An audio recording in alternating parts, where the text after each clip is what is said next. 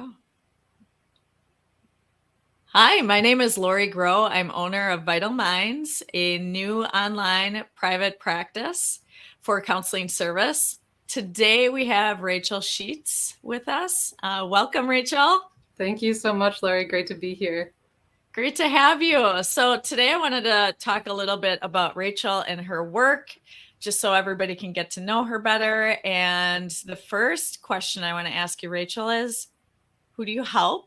Who's your ideal client? Who's somebody that's likely to reach out to you, somebody that you want to work with? Mm-hmm. Yeah, I really have a broad interest in working with people like across the lifespan, individuals, couples, singles, families, and even interest in working with professionals, helping them to understand who they are, what they bring into the workplace, and also even companies to help them understand who they're hiring, how they fit, how we can really like capitalize on people's strengths. And if there is a challenge, what can we do to address that as well? So as far as like diagnostics go, anxiety, depression, ADHD, self-esteem, identity type of things are really kind of what I'm focusing on. So, I mean, there's so much that's thrown at us on a day-to-day basis. Right. With anxiety, I mean, I talk to clients a lot about the words rehearsing and rehashing. Rehearsing being kind of that like anticipatory worry of like, what if this or what if that? And how do we manage that? And then the rehashing is kind of like the retroactive worry of, oh my gosh, what did I do? Like and to an effect, to a point, those are healthy things to plan and to reflect. But sometimes when people get stuck in those loops, it can really kind of start to steal some of the life away. And so steal the present. How do we stay in the present? How do we manage that? How do we let things go and also like embrace what we need to be healthy, functioning people who can care about ourselves and other people? Yeah, that sounds wonderful. So Rachael, it sounds like a wide group of people, a wide amount of individuals, which is great.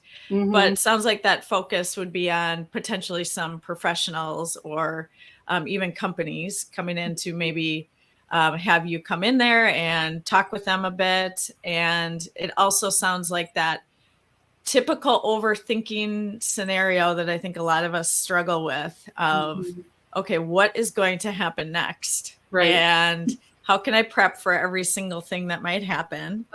Which makes a lot of sense. You want to be prepared, but it can get to a point, right, where that creates anxiety because you cannot plan for everything. And then afterwards, looking back and saying, what could I have done differently? But usually, correct me on this, but usually kind of a negative spin. Most people are not having the most pleasant thoughts when they're rehashing. Right. Yeah. And it's like getting stuck there, which is like what the problem is. Like you get stuck, you can't, it's not helpful in people moving forward.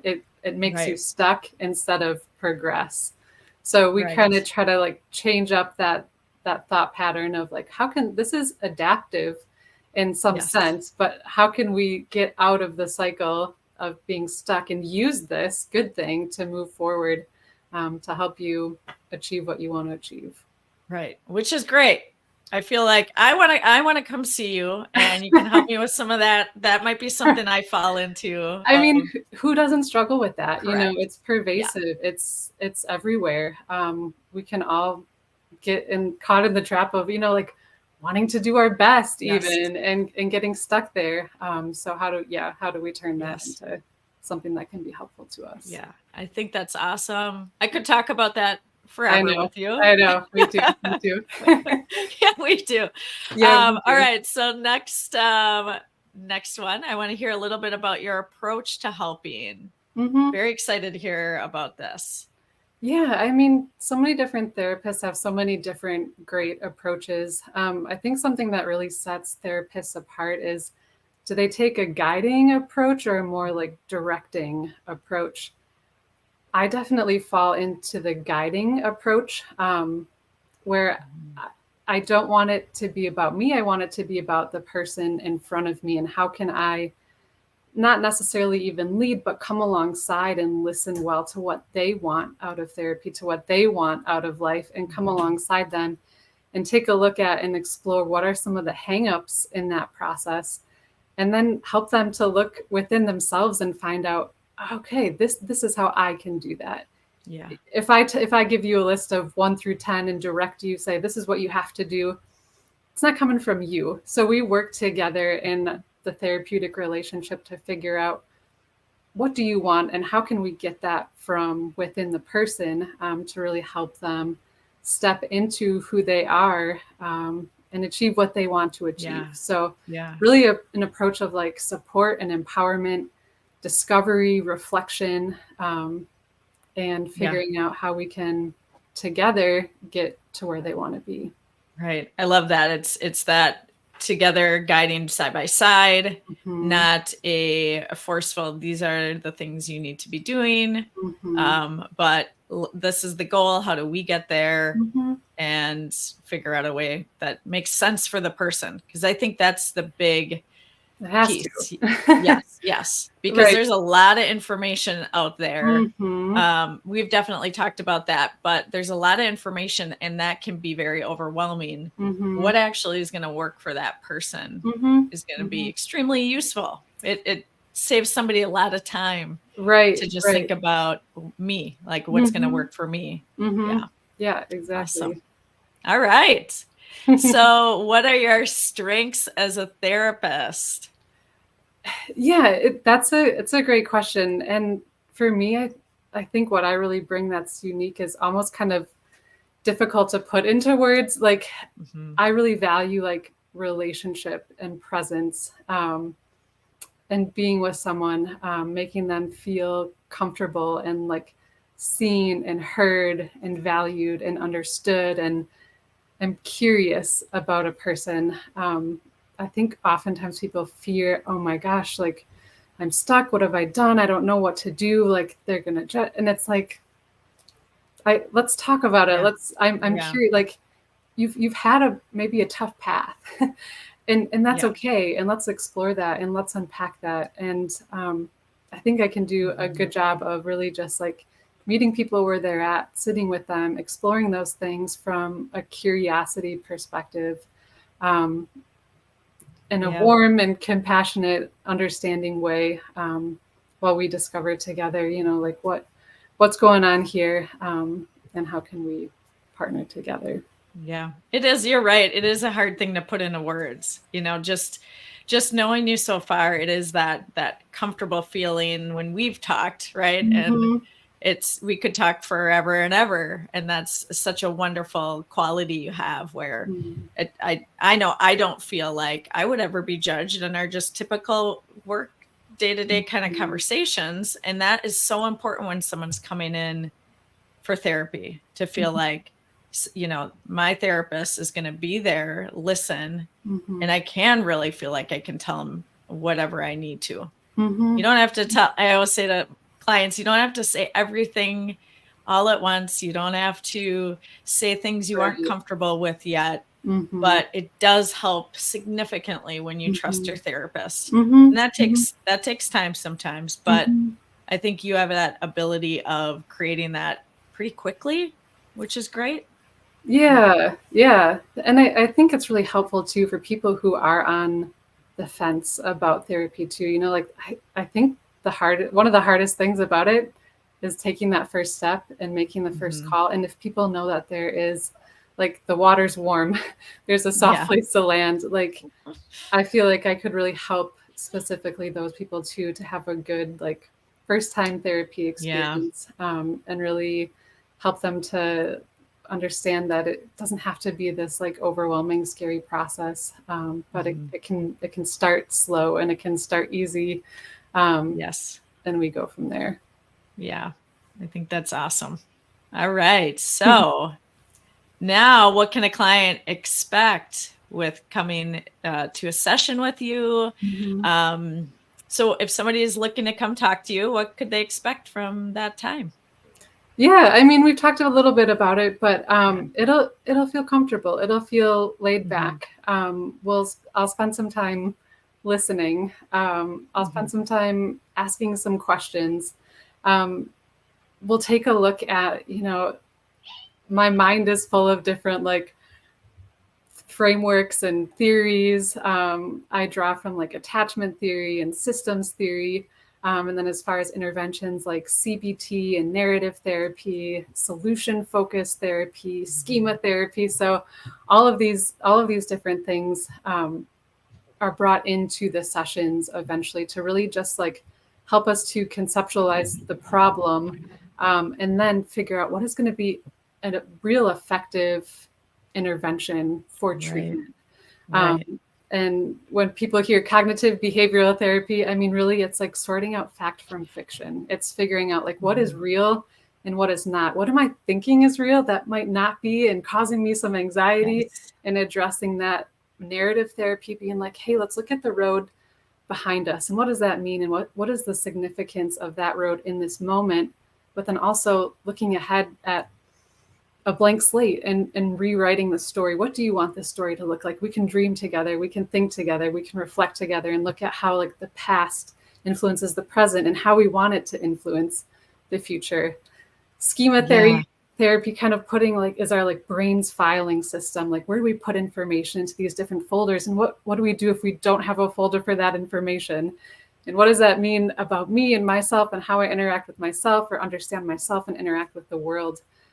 So there's these different processes that we can engage in based on the person in front of me. It's not going to feel robotic, it's going to feel natural. It's going to feel like a person to person, human to human interaction and relationship. But certainly there are goals and processes that are always going on in my mind that don't necessarily need to be going on in your mind, because it'll feel natural. It'll feel hopefully helpful, and you'll experience a reduction in your stressful, overwhelming, depressive type of thoughts and feelings.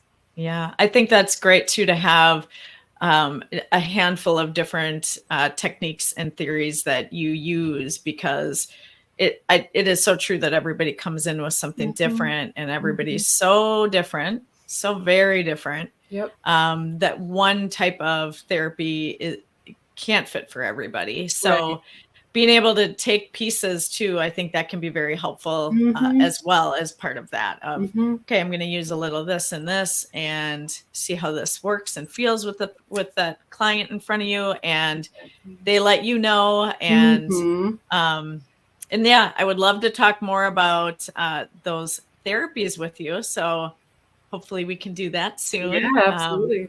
That would be great. All right. So,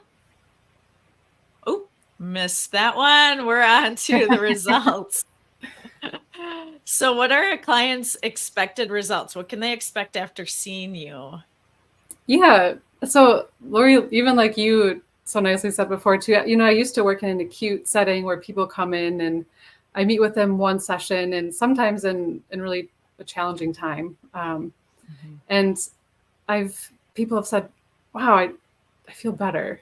Like, I didn't even know that I wanted to talk to someone, but thanks for this. Thanks for this hour, So people feel that connection. And I mean, beyond that, people learn skills, people learn about these diagnoses or about these challenges. And then we can, once we know about what's going on, like from like a psychoeducational perspective, we can take a look at like how can we build our skills to manage these things? So like stress and anxiety coping mechanisms. How do we take depression from a feeling that, it's like all consuming to like manage it and get it under our control instead of it controlling us? Emotional regulation skills, coaching and general empowerment and support to the individual. Again, finding out more so, being in touch with who they are so they can understand themselves and how they interact with their working world, with their family world, with their friends, their significant others, so they can better show up as their true and authentic self, understanding who they are and helping the people around them to understand who they are as well. So people generally seem to, not only feel better, but also have skills to take into their everyday lives. I think that is something too, where some clients will mention that maybe seen a previous therapist that not to downplay anybody that's in our field, but that sometimes is something people will say of like, I'm aware of why, but what do I do now? Right. And they might get stuck, or they've been doing a lot of self-work on their own, and know the whys. Right. And so helping them to the skills, well, first making them feel comfortable, right? To be able to share and express.